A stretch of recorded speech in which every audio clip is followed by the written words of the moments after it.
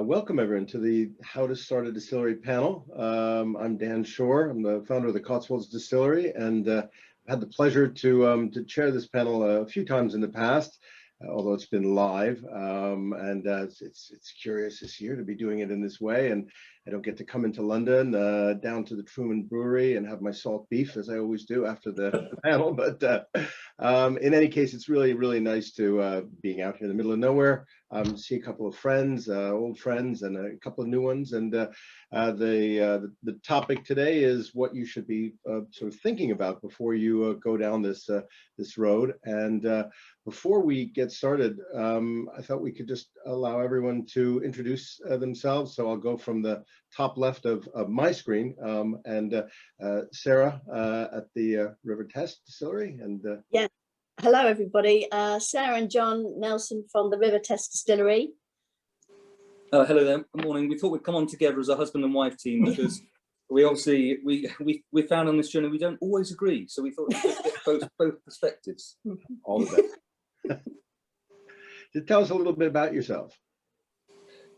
Well, we started the distillery in 2017 well, as an idea. One of the first things we did was we went out and visited a lot of distilleries. We're very lucky where we are. We in a very rural location. The River Test runs through our property, which is famed for its gin clear waters. And I suppose that was the starting point of beginning to think about wanting to do distillery. Our background is both in teaching, so it's been a bit of a leap of faith really to get to this point. Wonderful. Wonderful. Well, thanks for that. Next up on my screen is Jamie Baxter, who was one of my first mentors when I was thinking about doing this crazy thing. So, Jamie, tell us about what you're up to these days. Yeah, I think we met when I was at the City of London Distillery, getting that up and running. We met a few times there. Yes, actually, as of lunchtime today, I don't think I will have my own distillery for a little while. But my main business now, Craft Distilling Services, I build distilleries for other people. And sometime this year in 2021, I'll build my 50th distillery. I'm hoping it's going to be in the UK, but it might be abroad. But it would be nice if it was in this country, just so I could celebrate the fact a little bit more easily. So the first one I built was the Chase Distillery down in Herefordshire, and that's done all right. And after running that for 4 years, I left and set myself up as a consultant, really, because at that time, it was right at the start of craft distilling. Smaller scale distilling wasn't allowed really before then. And so when I left, I realized there was nobody who'd been lucky enough to pick up the experience that I just got by accident, really. And so I set myself up as a consultant to help other people start. It was really tough for a year, but then the work started to come in, and it's continued since then. So it's been great fun. It's a really good fun industry to be in. I've seen lots of people do things very well. I've seen people do things slightly less well, but it's really hard to tell which is which sometimes. So yeah, we Craft Distilling Services, the main business. We've got a little distillery where we do some contract distilling for people. A couple of bars here in Leicester as well. So yeah, it's busy. And a gin school that I'm sat in at the moment, and I'm doing some recipe development for some clients today as well. Not a bad place to be on a Thursday.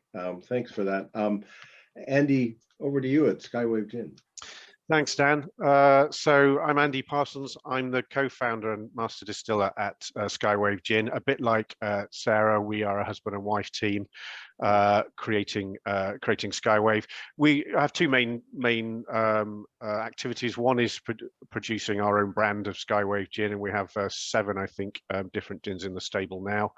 But we also do bespoke gin creation and distilling for other clients as well, as part of that part of that business. So I think it's going to be interesting, our input into this discussion today, because we started by accident. We grew just sort of almost by accident as well. So you know, if you want to know about the detailed planning behind how and why you start a distillery, we're not the people to speak to. So we've got a completely different perspective from the more perhaps structured route to creating a gin distillery. Is there a structured route to creating a distillery? I'm not sure about. We'll talk about that. let's pass things over to my good friend Kathy, who great favorite. We've done coursework together and had lots of fun. So tell us about Brighton Gin. Oh, hi, I'm Kathy Caton. I'm the founder and managing director, or often known as the just about managing director of Brighton Gin, depending on what's being slung at me along the way. It's fantastic to see you all. I just wish we could be in a room together at the same time and having a glass of cheer at the end, but it's great to see old buddies, and fantastic also to be on this from. So Jamie, I visited Jamie at the City of London Distillery also back in the day, and which is actually an alarmingly long time now. You know, when you think you've just been doing something for a few years and suddenly it's like, oh, actually, I've just gone past the 10th anniversary of getting the trademark for Brighton Gin. And it's like, wow, that's actually a significant portion of my life has now gone into this. I can also say that quite a lot of my hair has gone into this. This is grey all the way through. And I'm really looking forward to getting stuck into things today, because I think one of the key things is about not only how, but why to start a distillery, and what are your motivations, and what actually do you want to get out of it? What do you think you're going to get out of it? What might come from it? And just a final bit on Brighton Gin. So we're here in the glorious city of Brighton and Hove. I really hope that you can't, there's no fine way to say this, it's seagull shagging season at the moment. So I really hope you can't hear the seagulls. That's why I've got my headphones on, so to try and cut them out. So we're by the sea, we're trying to basically build and create something that's ethically and sustainably produced, that's really rooted in its community, but it's also about making brilliant gin, that's about getting together, having good times with people, and those times I really hope are just around the corner for all of us.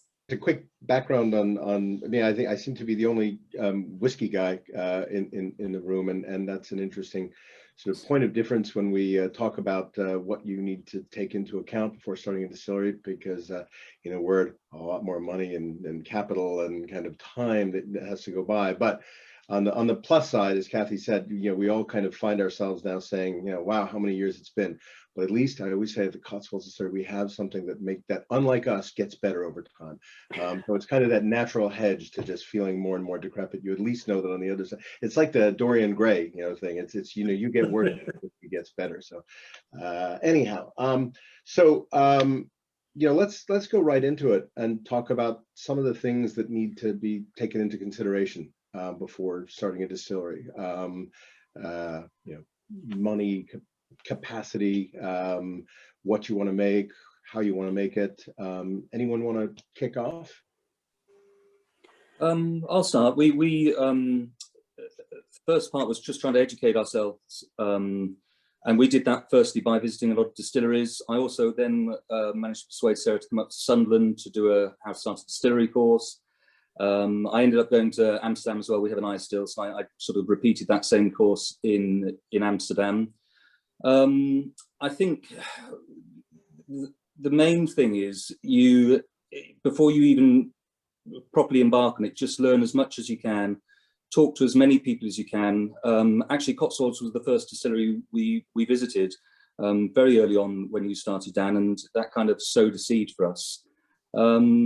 But the great thing about having those conversations on the way and trying to learn is you meet, as some of the other panelists hinted, a huge number of people that are helpful, enthusiastic about what you do. They'll share stuff. It's a very warm industry to be involved in, and I say that coming from teaching, which was a kind of profession that kept me I was in the profession for about 25 years and still am partly, and I didn't think I'd match that as another career. I thought that was a great career, but I have to say that this has surpassed it. I've thoroughly enjoyed every single aspect of that journey.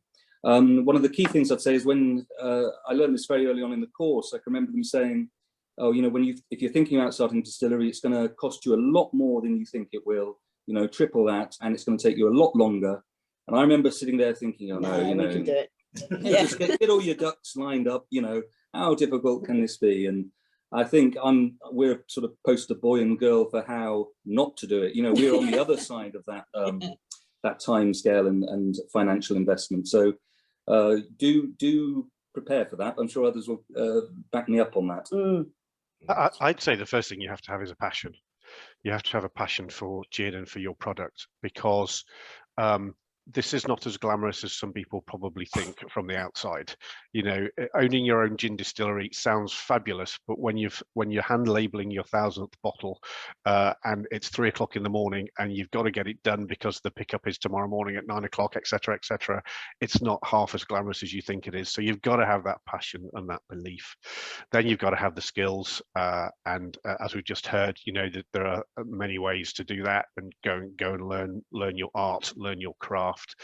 You need a product. So you know, no matter how much you know the technicalities, if you haven't got a good recipe and that product isn't going to sell in the market, then you're not going to last 6 months. And then of course you need the money. So you don't necessarily need a lot of money, but you do need money to maintain the cash flow and the growth, because otherwise you'll stagnate. So to me, it's those 4 things: passion, skills, product, and money. I think like all these things, it's like I don't know if any of you remember the choose your own adventure books that were so big in the 70s, where you'd roll the dice and you can make your there are lots of different ways that you can approach the how to do this.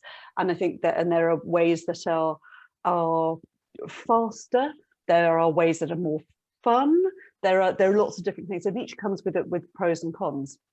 So, for example, on a recipe development front, if you want to take gin as an example, that you can go and have a recipe created for you by extremely skilled people with amazing palates, and who will be able to get a repeatability thing going on there. But you might decide that that's not your thing. You might want to learn how to do it yourself, and you can do that. There are different ways of doing things. I think, sadly, like most things in life, the more cash you have in your back pocket, the more options you have, but that doesn't necessarily need to be the defining thing. But I think one of the things that Dan said, which is really key, is about also thinking about what is it about what do you want to make? If your end goal is whiskey, or if you want to get into rum or botanical vodka or any of those things, thinking about your end point and then working back from that can really help give a direction. Because certainly on the whiskey front, you've got a whole lot of time to think about, and I think you're going to need absolutely 3 times the space and probably 4 times the amount of cash than the pub planning stage might let you believe. But you know, there are lots of different ways that you can carve it up and do it. But also to again, to kind of follow on about the whole community thing, the fact that there's a whole gang of people here today just to talk about it. There are people who have got tons of knowledge and a passion for the subject, who you can connect with, and who will give you a lot of people will be very happy to have a call with you for Nout. If things go further on, you probably are going to need to pay somebody for their expertise and advice, but people will talk to you and be friendly. I think that's a really good point. And when I think back to when I first got into this by accident 15 years ago, whenever it was actually quite difficult to go and visit a distillery in a meaningful way. But now with new distilleries, there's more than one a week starting up in the country at the moment. And many of them, most of those are on quite a small scale nowadays. And almost all of them, many of them are very willing and welcome visitors to come. And because they're so small, it's often the distiller who shows you around. And it's a brilliant way of trying to understand a little bit more about the industry, whether it's gin or rum or whiskey. You can go to any of these now in England, whereas 15 years ago you couldn't. You can learn and just by looking, you can learn by talking. There are courses. I teach a distilling course that I'm not going to advertise, but on one of the courses we had 20, the last one we did, we had 22 attendees, 9 of them are now in production. That's fantastic. So there's lots of information out there that you can get. And again, you're absolutely right. People go into it saying, I think I'll make a gin, and you end up producing a rum and it sells, and that's all of a sudden that's your main product. So you've got to have a clear focus of what you want to produce, but don't be afraid to change that. Yeah. Events, dear boy. Yeah, it's very true. I mean, you know, I always think about how many people helped me down the road, you know, again, starting with you, Jamie, and just, you know, people willing to share of their time and their knowledge and their experience. And you know, as John and Sarah were saying, it's one of the nice things about this, you know, this business is that people, it really is everything you hear about. It is a nice business. It's not an easy business. It's not necessarily a business which are going to make you a fortune, but it's really nice business. I spent 30 years for my sins sort of in the city, Wall Street, whatever you sort of call it, and that was not a nice business. My mom used to call people they're gray inside and out, and they were. You know, they just kind of, you know, by comparison, this is great, and I'm really happy to hear that. That John and Sarah came and helped, that the seed was sowed. So many people have come to our distillery and done that. I think we need to take out sort of seed sowing insurance. Yeah. You know, if ever that were to go wrong, and I get blamed, but it is definitely, I would really recommend you go out and speak to as many people as possible. Coursework is really, really helpful. I went off and did a fundamentals of distilling class that the IBD, the Institute of Brewing and Distilling, offers. Those are really good. I would say what I can sort of add to all that is I had an initial dream, which was to make whiskey in the Cotswolds, because nobody ever done it before, and they grow a lot of barley here, and there's 30 million visitors a year, so that seemed like it might make sense. But what I would recommend is your plans are going to change down the road a million times, very, very likely. I think entrepreneurs have this really strange kind of and toxic, possibly mix, but of confidence and complete ignorance. I certainly was one of them. I always tell people in this call that I never knew I was going into the drinks business, and I always like to, you know, when we do this live, I always ask for a show of hands of how many people, you know, after the sort of sniggers finishes, how many people have been in the drinks business, and it's like 1 out of 50 raise their hand. So it's pretty common that people go into this a little bit for the romance and for, you know, wanting to build a distillery. For me, I had 2 goals, which is I wanted to make a whiskey that I would want to drink, and I have a lot of nice whiskeys. So that was, I was disappointed with a lot of craft whiskey that I tasted, and I thought, you know, I'm not going to throw my life savings into something to make something that I wouldn't actually want to drink. I want to make whiskey I want to drink in a distillery that I would want to visit. And those 2 things have stayed, you know, very much a constant, even though everything else has changed, because all I wanted to do was make whiskey. But then sort of our love child came along, which was our gin. It was the kind of unexpected bit that then sort of went viral, and we kind of faced a point where we had to make a decision whether or not we were going to embrace this, which would mean doubling down. And by doubling down, we need a bigger still, we need a bottling hall, visitor things working, so we need a visitor center, a lot more staff, which means we got to get a lot more investors. And so now we find ourselves in 2021. It's taken us 5 years to basically get back to where we were in 2016. And everything is bigger. So the ins are bigger, the outs are bigger, the staff is bigger, the investments are bigger. But basically we're just at that point now. So you know, and now we're facing the same issue about whether we kind of double down again in terms of whiskey, because that's now finally starting to get going. And you know, then you kind of ask yourself, do I have it in me, kind of thing. So anyway, it can be a long road, but the best way, as far as I can see, to start is, you know, go out and talk to folks who've done it. I'm lucky enough to have gone to visit lots and lots of distilleries and talk to lots and lots of distillers, and you're absolutely right, Dan. Those people who are successful are the ones who got into it with an absolute passion for it. Those people who've gone in because they think they can make money out of it and for no other reason are not doing so well. Very, very, very true. You know, there is this issue which I just brought up about sort of starting small and then saying, oh gosh, maybe that's too small, or maybe I need to change over that. What does everyone think about sort of size, and is there a minimum size that's viable? How should you plan things sort of in terms of that, if you can sort of see that far in advance? What have you guys found? I don't think there is a minimum size, and the reason I say that is we started off production on a still that's just behind Jamie's shoulder, that size of still. So it's a 2 litre still, and we literally were running that 7 times a day, 7 days a week for our first Christmas in 2018, just to make 20-30 bottles for markets and so on. So you can start small, you can start with very little investment, and build your brand from that. You know, I'm sat now in our bespoke distillery. When we outgrew the original premises we were in, we're now in our second premises, and it is still growing. So I think you can start very, very small. That doesn't mean you can skimp on quality. It doesn't mean you can skimp on ingredients. It doesn't mean you can skimp on process or skills or that passion I spoke about. but you can start somewhere. You don't necessarily need £100,000 or £250,000 investment. Absolutely, and I think there's totally coming on from that. So, well, I wouldn't necessarily say this is the recommended route to take.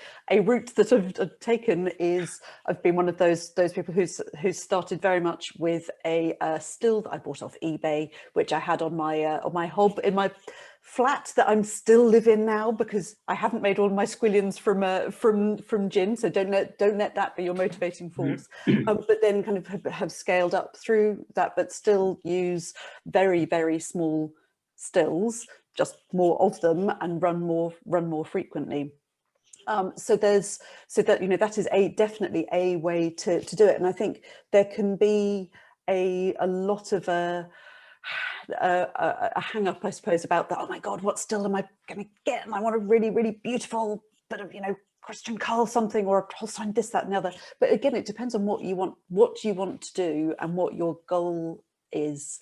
And I totally agree with Dan about having that kind of that end, and with Andy as well about having that end vision. So for me, I always wanted to make Brighton gin. I wanted it to be called Brighton Gin, and that was the thing that I wanted to make, absolutely, definitely, and started a whole new thing in a part of the world that had never had a distillery, and that still is that continuing passion. We've just going about it with all sorts of different, you've hit a problem and you overcome it. And again, that's the kind of entrepreneurial thing, is, so I suppose, keeping going when all good sense would otherwise say don't. I think that's probably the thing about the mindset that you need in order to be able to face these different problems and find a way around it. Yeah. Very similar, I think. One of the things I would talk about, which I'm sure Jamie will mention, is space. You do find you need a lot more space than you imagine. We're very small. We've started on still in a double bay garage, and we've moved into another bit of the garage, and probably will move into the final third of the garage later. It's things like storing bottles and things like that. You don't easily imagine, but you will end up using a lot more space. So space is key. Our vision has been very much like Kathy's, in the sense that we have a real passion living in the Hampshire countryside for all things sort of artisan being produced here. And that's been a really helpful starting point for us, because what we've been determined to do very early on is look for all our growth being organic. So, for us, it's been about doing those markets, going to those shows, talking to people, getting the feedback, that's really important. A bit of our history, just very quickly, we launched in 2019, was the first time, August 2019, first gin, and we had a real shock in that where we entered our first competition, and we managed to win England's Best London Dry at the World Gin Awards in 2020, six months later, and we were completely unprepared for that, because, as I said, we were determined just to grow in that organic sense, grow with our customers, get our customer interested, find out, get good feedback about the gin, look for a second one then. So we were very lucky with that. It sort of changed some of our perspective, but actually you don't get that exponential growth with an award like that. And there are many other awards, and not all awards are created equally. Especially in lockdown.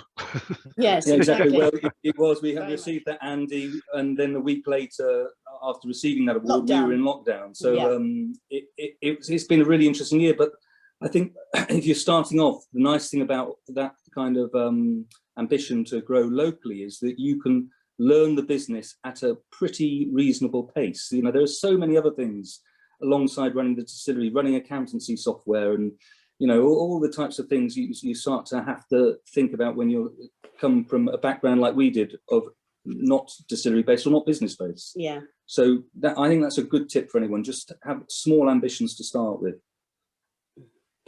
I don't know if this is a good time to lob this in or not, but I think one of the things with starting and creating your business, because it is a business, unless you want to, and there's no shame in that, if you want to just be yourself, you could do something just for the joy of taste and experience.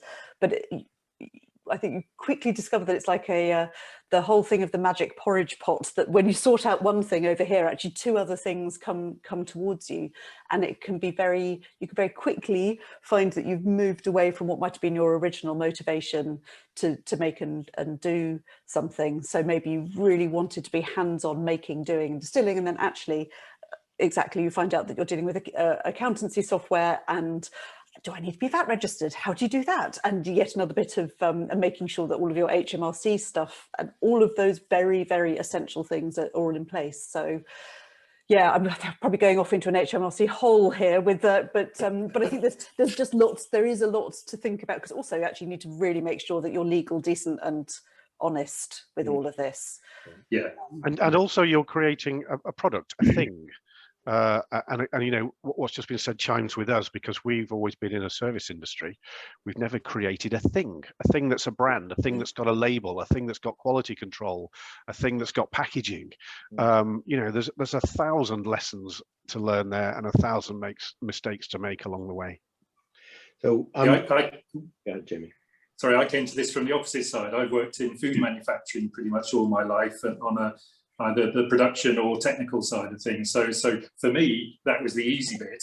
And it's all this sort of magic about branding and so on. That's the things that I don't really understand.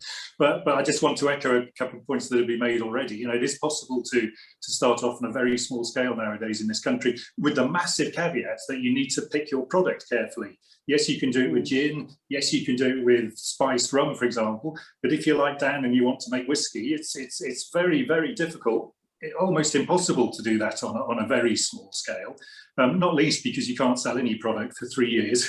And even after 3 years, it's not usually terribly good. So you've got a long wait before you've got any money coming in. But with gin, you can, and spiced rums, spiced rum, you don't even need a still, for example. And for many gins, you don't need a still either. But I've got a friend, for example, who he didn't give up his work, but he bought a little 30-litre still. He started distilling 2 evenings a week, I think 30 bottles each time, and he was able to sell all 60 bottles at local farmers markets up in North Wales. And I know he wasn't VAT registered because he was below the threshold, so I know he was clearing 15 quid a bottle. Well, if you're selling 60 bottles at 15 quid profit, yeah, that's 45 grand a year. That's not bad. So he stopped work and started doing that instead. Well, now, and you can blame him for this, he wants to walk into his local pub and his local restaurant and see his products on the back bar there. Well, now instead of making £15 a bottle, he's only making £5 a bottle because he's selling it through a wholesaler or at trade price. And all of a sudden now he needs bigger stills. He can't distill in his shed anymore, so he's looking for commercial premises. So he needs to start paying rates. He needs to start paying rent. He might need to employ a distiller now instead of doing absolutely everything himself. And so all of a sudden that scale up, that move from almost a hobby distiller, but a hobby business, I should say, to doing a full-scale commercial operation actually isn't always that easy to do. Yeah. And I've seen a lot of people come unstuck at that stage as well. That's not to say it's impossible by any means, and many people manage to get through that too.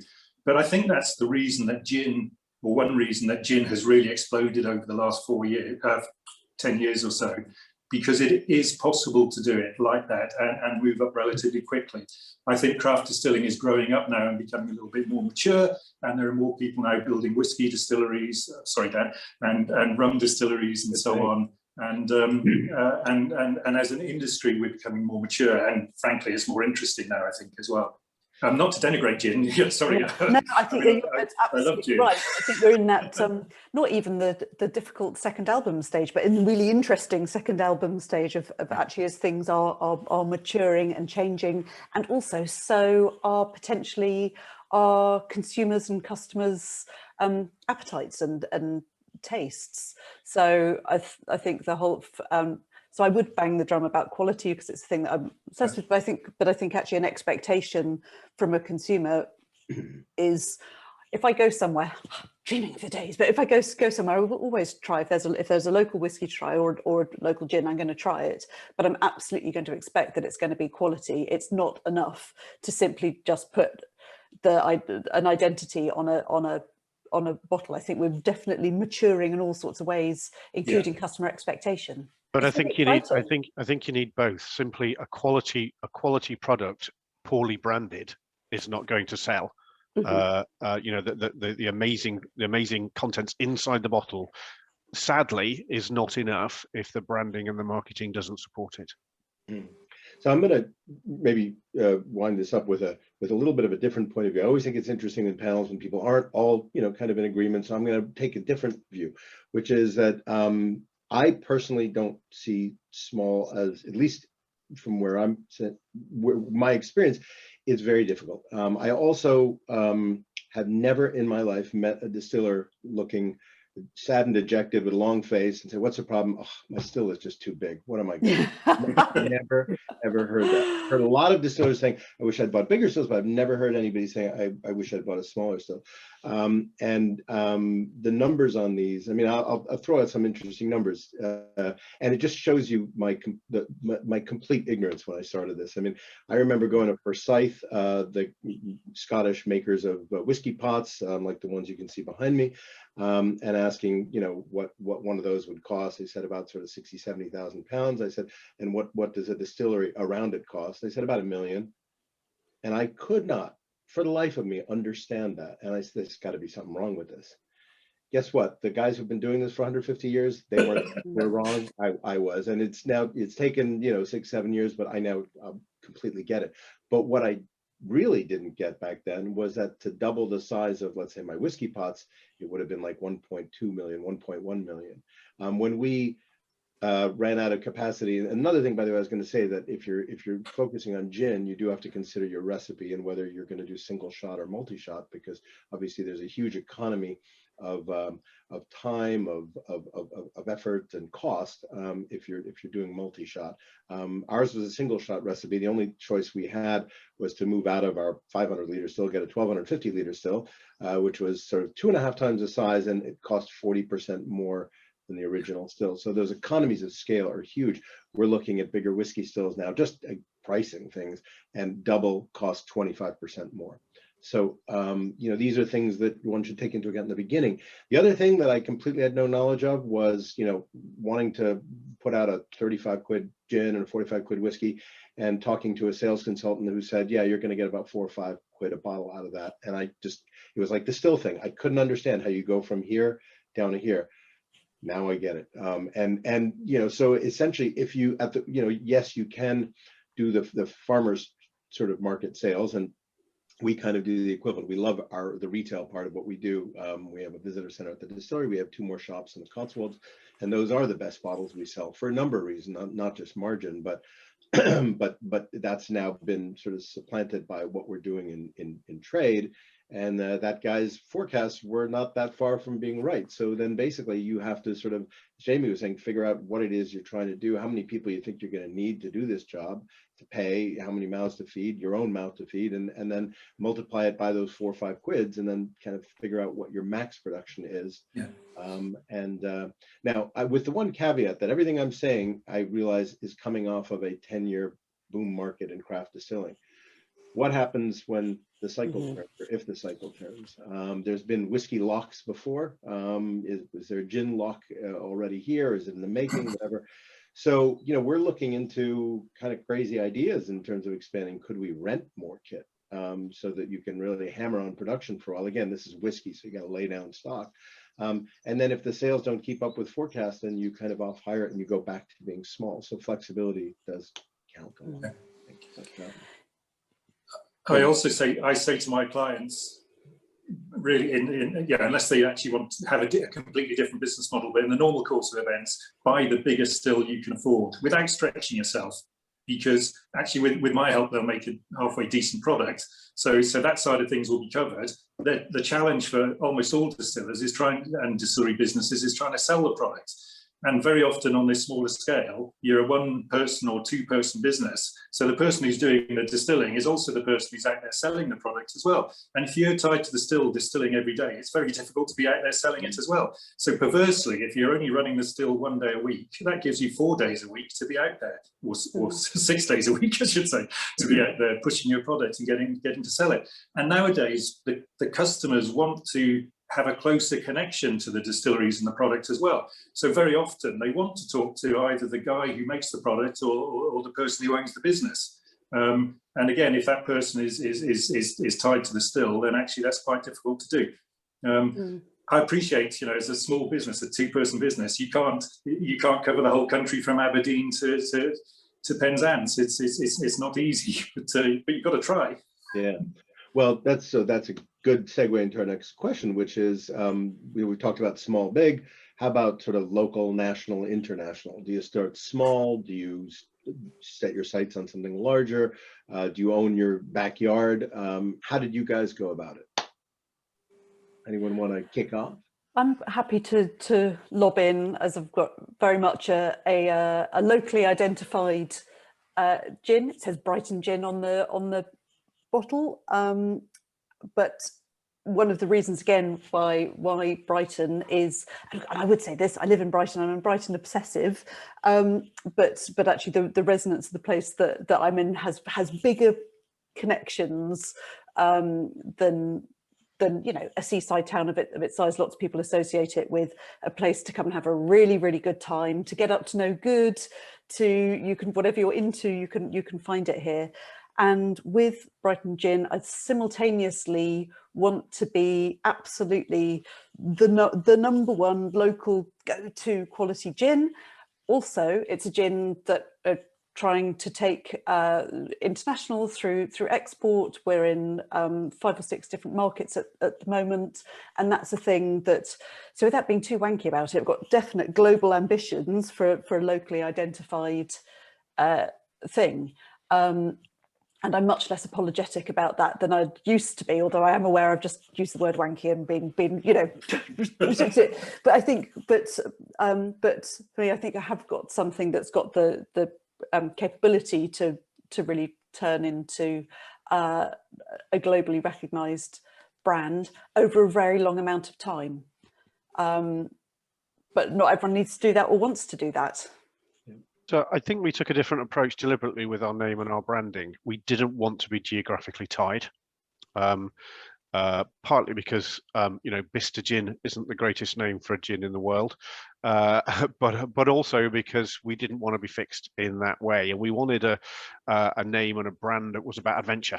And I won't go into the detail, but again, read the labels and it tells you all about the story and why Skywave is our name. But that then allowed us not to be fixed. Yes, people want local. Yes, people want local provenance. As Jamie's already said, it's a lot about meeting that maker, meeting that distiller. That's really important. So we did land and expand, and we're trying to, you know, conquer Oxfordshire. We're in direct competition with Dan in that respect, very just down the road from Dan, but that's how it worked. But I think the other key is if you can land a national distributor, then you can start to be in outlets across the country, and to a certain extent they do some of that work for you, and then it's the time to have the conversations about export. So we did do it in those 3 steps. We did do local, get as big as you can locally, land that national distributor, and then start having the export conversations. And like you, Kathy, we're now in other territories, and that's very exciting. So that's the way we did it. Yeah, And of course, sorry, and of course, and as River Test have said, getting those big awards makes a big difference, because you know your product might be the best in the world, but you need validation of that. So again, when we were named World's Best Contemporary Gin last year, again in lockdown, that made a big difference to us getting national distribution. Yeah, I think it's interesting.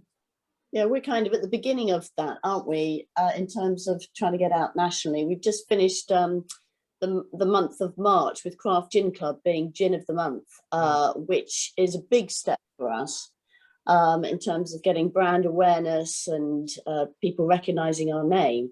But we're still at the very beginning of the journey in terms of getting out nationally, and so on. It's interesting. We, like Kathy, we are very tied geographically to the River Test, which is world renowned. So when we first started, we were having inquiries from all over the world, and of course, you know, we just weren't able to fulfil any of that interest at all. We're at the point of just beginning to look at possibly exporting to Germany. We were approached by a wholesaler there. We had no luck with wholesalers in the UK at all, being such a young brand. Even with the award, you know, and we think we've got very strong branding. That's one of the things we did very early on. We invested all Everything. available cash Yeah. into our branding, and you know, we're delighted that we've got something in the bottle as well. But we're glad we did that with hindsight. Although I'm not sure I'd recommend it, but because what happened when we took that decision to go into a bespoke bottle, we hadn't realised how long that process would take, and it was 8 months, which enabled us to get the recipe right and just take our time with things, do them properly. And the reason it takes you that long is because, you know, you'll join a queue when you eventually end up with bottle design. You'll join a queue that's 24 weeks before on the production line of the bottle. So we're really glad we did that, and that's given us some kind of standout as well. But we're finding that difficult. The craft gin, for example, took a full year of preparation really for us to get that right. So again, we've been forced to go at quite a slow pace. But I feel glad we've done that, because we're only as I said, 2 people in our team, and that's it. So it's meant we can keep on top of it. And likewise, I think a bit of future-proofing, just to return to a theme from earlier, is we have done just that. Our first gin is a multi-shot gin, and we've got a 500-litre still. So we have kind of future-proofed ourselves a little bit, but not necessarily in space. That is a big issue for us going forward. Yeah, spaces. Yeah, for those who sort of didn't start in manufacturing, I came out of a place where your product was a PowerPoint that you printed off, and I just didn't realize how much stuff there is, and you need places to put that stuff, and there's never enough room. So interesting. Exactly, and those things ideally need to be on a ground floor as well. I think we've all made reference, I think, to the number of mistakes that we've made along the way. I have fallen out of the mistake tree and hit every single branch on the way down. But one of the worst early ones was when our very first whole pallet of bottles turned up. And oh my God, this is so exciting, a pallet of bottles that basically turned up, got dumped by the side of the road in the place we were in at the time. We had no idea that actually we'd end up having to handball each thing in, carry them down 4 steps into the space we were in. 4 steps doesn't sound like much, but when you're carrying 1,056 bottles in a hailstorm by the side of the road with unhelpful comments being shouted by white van men on the way past, you learn quick, and we didn't stay long in that place. Yeah, we were very. You think that's tough, Kathy? Think about having a couple of pallets of bottles dropped off on Blackfriars Bridge. Oh God! Half a mile from your distillery. we had a gravel drive. Don't try and move pallets over a gravel drive. Yeah. Well, we're very much kind of like Kathy, I think, in that we wanted to be global, but with kind of local renown, because we're lucky enough to be in a place which has a lot of resonance. Although we did find out in the Netherlands that it translated into Dutch that kot is to vomit, and wold mountain, so that our brand in the Netherlands is literally mountain of vomit. And despite that, we actually have a few sales here and there, which is nice. But no, in general, you know, we always felt it was really important to kind of try and own our backyard. And you know, I think very much that's going to depend on, you know, what kind of distillery you have, where you have it. For example, the whiskey space, you look at our friends over at Bimber Distillery making a really nice English whiskey, and they're kind of in sort of an industrial space in West London. So their focus would obviously be much more product. Whereas I always, in fact, actually, funny, I wrote this out for my marketing team, and I don't know if this can be read. I said, this has got to be how we do things: product, people, and place. There we go. That's actually from a meeting I had yesterday. And that anytime I see them kind of going too much product, I say, you know, hey, we're in a beautiful part of the world, and we've got a great team of people who are really passionate about what they do. So that has to go into the marketing. But again, that's going to be very, you know, but that is something I think, you know, that should be thought about initially in terms of, you know, whether you're really, I don't think there's ever anything wrong with owning your backyard or trying to own your backyard and trying to be local. But then obviously, again, there are going to be price, margin, you know, and time and effort and capacity issues to go bigger. One of the things I learned very quickly in this industry is that there's a lot of bullshit spoken. So I don't know if this story is true, but I like it anyway. So I'll tell it. So when Sipsmith started, I'm told that they drew a little circle around their distillery, 1/4 of a mile away, And they went to visit every single pub, every restaurant, every bar, and every cafe within that circle. And when they'd exhausted that, they then drew it half a mile. Now, okay, they were in Hammersmith, a densely populated part of the country with lots and lots of potential outlets for them as well. But you know, it was really, really important for them. And I think you have to own your backyard. Yeah. I do think as well that the internet makes things easy. So nowadays, so you can sell your product pretty much anywhere as well. So this little distillery we're moving on today, I'd like to claim this was sheer genius, but of course it wasn't. It was just pure fluke. We didn't sell to the trade. We only sold direct to the consumer, and most of that was through the internet.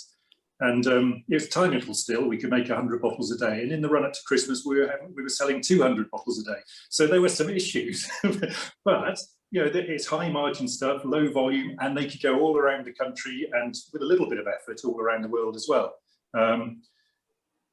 That's slightly more tricky now, perhaps, than it was a little while ago. And speaking as a half Austrian, I think it's a shame. But nevertheless, that's the position we're in. We have to try and deal with it. So, but yeah, even a small little craft distillery, you can own your own patch, but you can have global ambitions. You know, the gin has taken me to Japan and launched products out there. You know, it's things you'd never dream of doing. It's fantastic. Yeah, absolutely. And I was wondering if I could lob something in on the back of that, actually, which is as we, and none of us yet actually know what shape the world is going to recover into over this year or following years, but certainly that's given our experience over the last year with this, yes, selling to people directly in their homes, or people sending lots of messages going, we want to send you a taste of Brighton, sorry that we won't be meeting for your 40th, 50th, 80th, 100th, all of those kind of things. And actually you can have that direct link and conversation with a consumer in their home. And absolutely, I think that thing of when wholesale and hospitality basically shut this time last year, and we were looking at our world crumbling, I think is a thing to say, but actually things like people buying direct and having that relationship with someone that isn't through another gatekeeper, it has been an incredibly powerful thing. And I hope that some of that continues actually as things evolve into whatever it's going to be. Well, I think it's important for distilleries and distillery businesses to have as many routes to market as possible, and some of the there are plenty of smaller distilleries who are more profitable during lockdown than they've ever been beforehand. Again, not necessarily by design, but just by sheer chance, because they were strong at selling direct. They had that link, and they hadn't managed to break into the on-trade. Whereas those businesses which were traditionally you'd consider to be more successful and were doing high volume but low margin stuff comparatively into the on-trade, they're the ones who really struggled much more during lockdown. But there's no right and wrong way. But the more paths you have open to you, then the more resilient you can be when the next shitstorm, the ability to adapt, problem comes. the ability to adapt and the ability to pivot. Because at the beginning of lockdown, we were, I would say, we were probably about 80% on trade. Or to shops and outlets like that, and we realised that we had to get on all of the portals. We needed to be selling direct to consumer as much as we possibly could, because it died. You know, the retail trade and the on trade died completely. So you have to have the flexibility, no matter how small you are, to change your direction and realise where it's going. And I think that was a lesson to everybody. Yeah, we would definitely be one of those people that Jamie talked about, and that, you know, we were really behind in the on trade. I didn't realize that you know, line that they always say you have to build your brand in the on trade and then make your money in the off trade. Nobody told me that, so I just kind of didn't know. And I wasn't really a big bar guy. I'm probably more of a bar guy now after life. I can't wait to get to a bar, and I make cocktails every night because I got nothing else to do. But I was more of, you know, as a whiskey geek, I was more an off-trade kind of a guy. I was a guy who goes out and buys a bottle, shares it with friends, or has it on his own. And so we just went straight for kind of off-trade. And so what we found in lockdown was that it was online and off-trade, and we really pushed those, and that sort of went well. But, you know, one thing I would say to people thinking about starting a distillery is that this is, I think, a very good country to do it in, because there is, first of all, the legal ability to buy and booze online, and the cultural sort of there's an online culture of doing that. That's kind of in a way many people's increasingly these days first instinct is to go to Master Mall, Whiskey Exchange, Ocado, Amazon, whatever, Google. Whereas in the States you can't do that, and I feel really I feel bad for our colleagues in the States because obviously their whole tasting room and on-site thing was kind of stopped, and the 3-tier system means that you have to go through distributors. You can't go direct to customers, and those distributors are being kind of mercilessly hounded by the big guys with bigger budgets to give them the share of mind. And you can't sell online, so what do you do? Whereas with us, we can sell direct in the off trade. We can sell online, so that's a really good thing, I think. So, let's carry on. We're just conscious of time. We still have a couple of things that we wanted to go through. I thought there was a very interesting question. I'm not sure who it's going to apply to, but if you want to make more than one spirits, is it better to be a house of brands, i.e. you have a lot of different kind of brands for your different products, or a brand house, i.e. the same brand for all of your products? Who here makes a bunch of different products? They're all gins. They're not. We don't make anything except gin, and they're all branded very similarly. Yeah. Well, I can certainly speak to that because we are a brand house, and which is very different than, let's say, a distillery that I greatly admired and kind of to some extent patterned what we did after, which was Bruichladdich, which was a very old whiskey distillery with a well-known name on Islay. But then when they decided to go into the gin business, they decided to create a completely different brand, Botanist, that most people probably don't even know is made by Bruichladdich. Whereas we just decided that everything was going to be Cotswolds, and it was going to be Cotswold single malt and Cotswold dry gin. I think there's advantages to that, but you have to then sort of say that the emphasis is always going to be on your physical, on where you are, and then all these things come out of this, again, this little thing I showed you, the people and the place, that has to become the emphasis. Whereas, if you decide to brand each product differently, I suppose it's like putting more chips down on the roulette table, and one maybe does better, one doesn't do so well, but it's a bit of an all or nothing strategy, I suppose, when you use the same for every brand. Has anyone considered sort of putting out a different brand or a sub-brand? Yeah, I'm not sure there's a right or wrong answer to this question, to be honest. I think it depends, and some people do either option very, very well. When I was at Chase, for example, we launched first with Chase vodka, and that was very strongly branded. When we brought out the liqueurs and the gins and some of the other products, the branding was similar, but it was Williams Chase, and Williams was always the first. So yeah, the branding was different, but actually it was similar in many ways. The actual design of the first gin bottle, well, it was the potato vodka bottle just made black, and we said they were apple branches instead of potato roots. Oh, I'm not sure I shouldn't be saying this.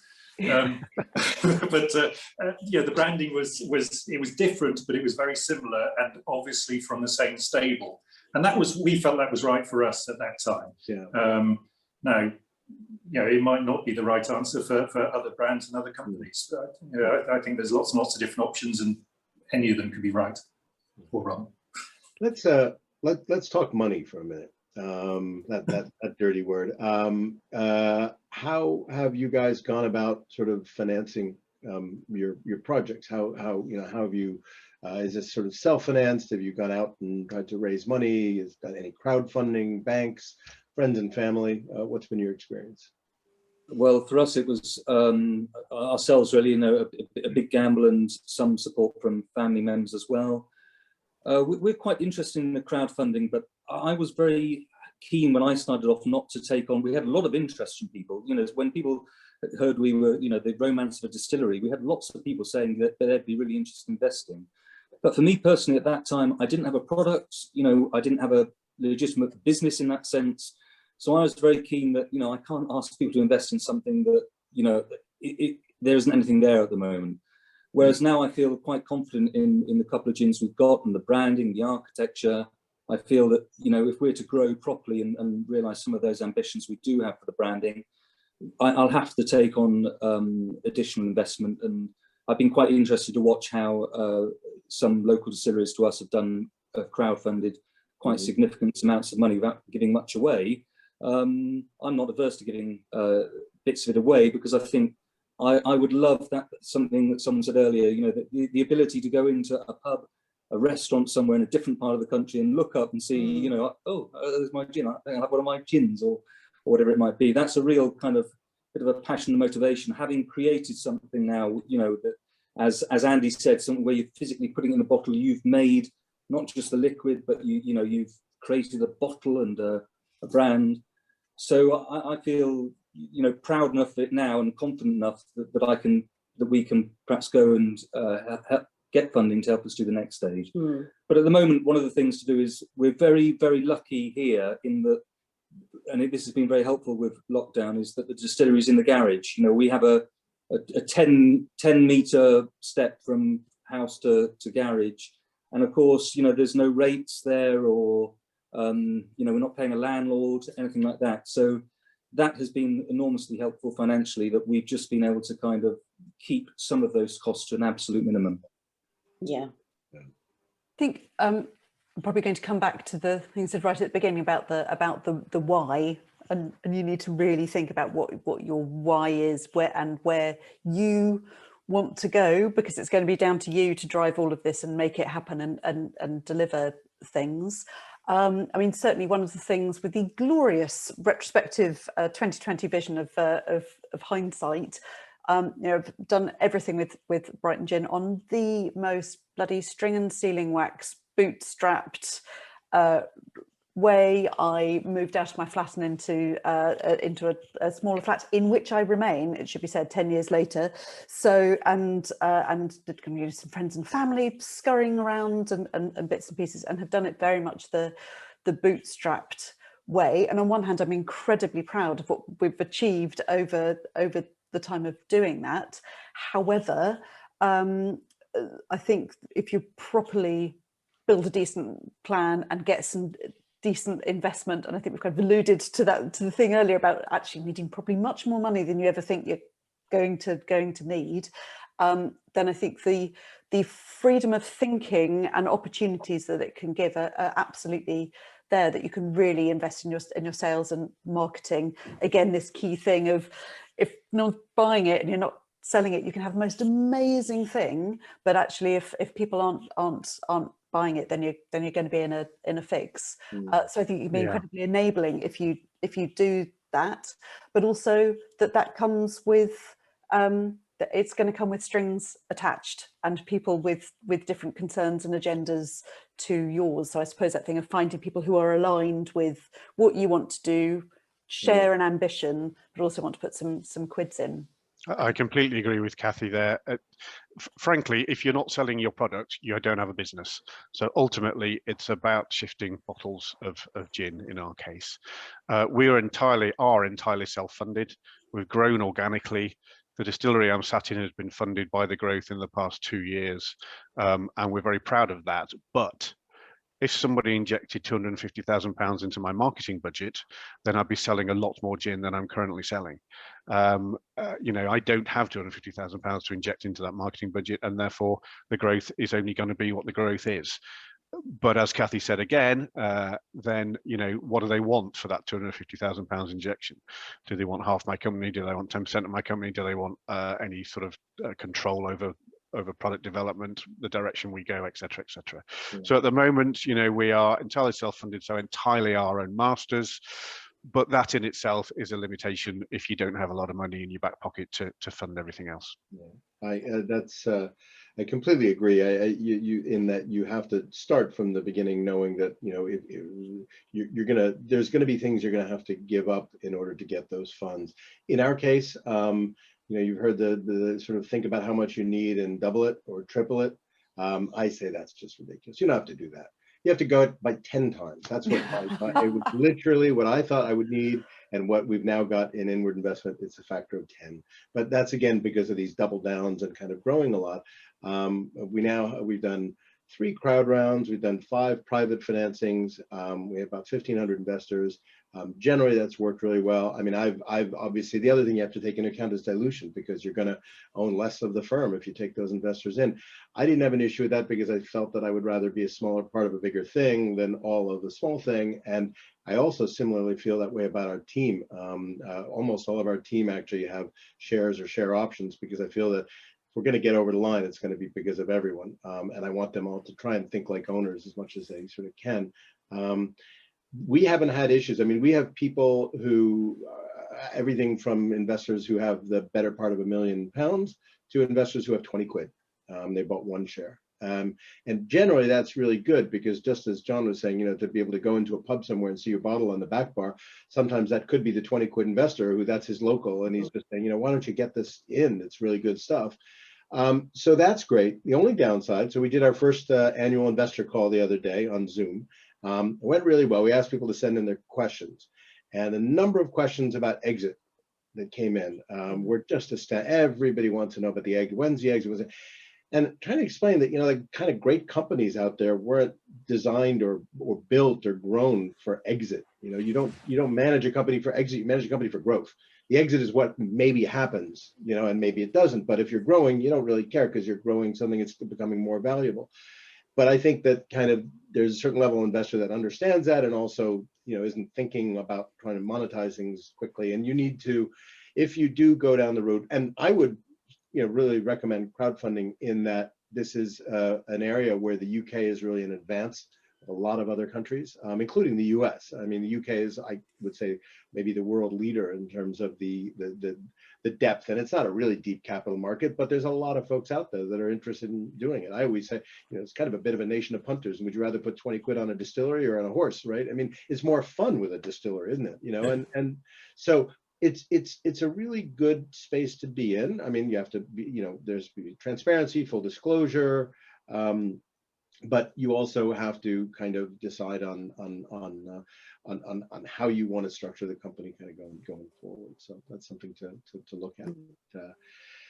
Anyhow, amazingly, we're kind of out of time, and we haven't even covered sort of everything, but I certainly would say that anyone who is thinking about starting a distillery and would like to have a chat, I'm happy to, you know, they can just look us up on Google and call, and I'm always happy to chat with everyone. You guys feel the same way?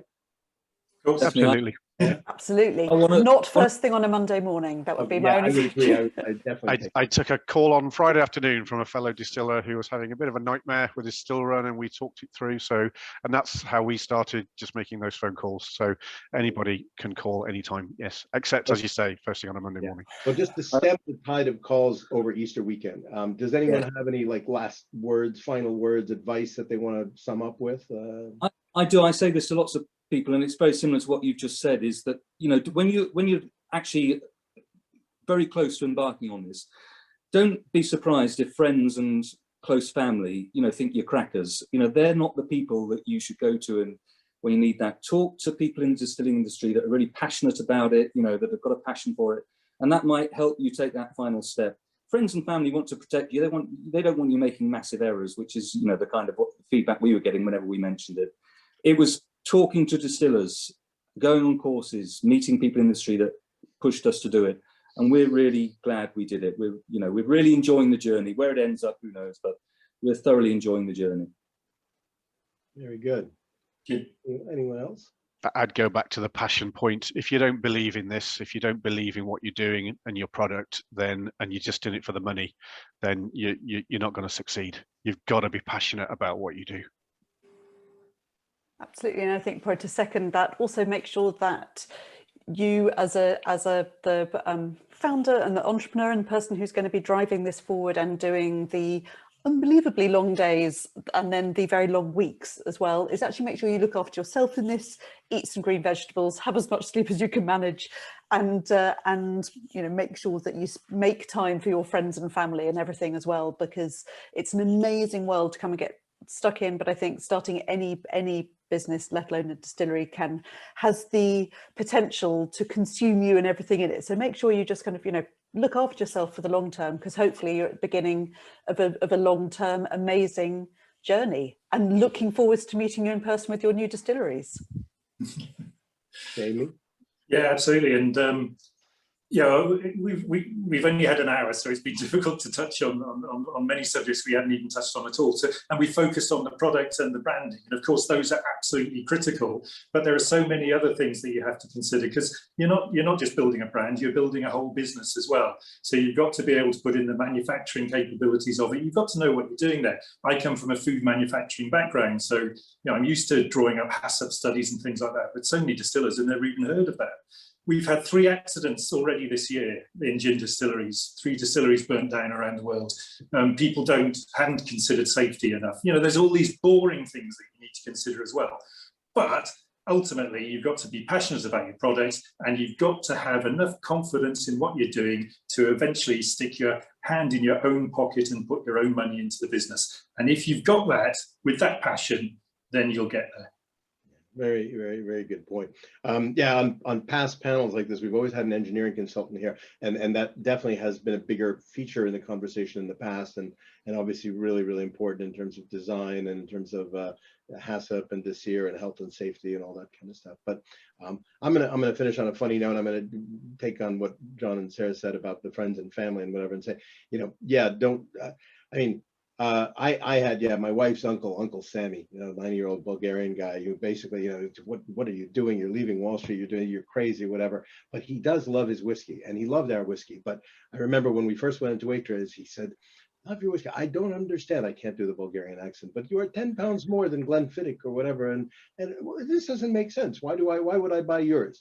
And I say, you don't understand craft, you don't understand whatever. But we finally took 5 pounds off the price, and sales just went through the roof. So sometimes the friends and family, I don't know. Anyway, it's been a real pleasure seeing all of you guys again, if only virtually. And I hope that we could all get together at some point. And you're always welcome back to the Cotswolds, and I hope to be able to see you guys in your place. Thanks very much to David and Bernadette for having us all on, and to you for taking part of your day out for this. So all the best, and see you soon. Thank you for having us. Take care. Thanks, everybody. Bye. Yeah, thank you very much.